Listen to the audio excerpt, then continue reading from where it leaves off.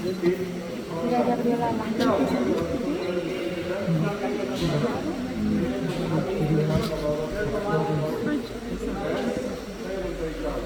behavior for this species is active at night, but they move during the day too.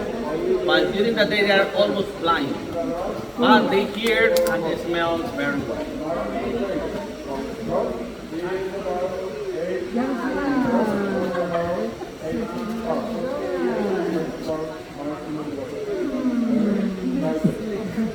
You are super lucky to see this one moving because they sleep all the time.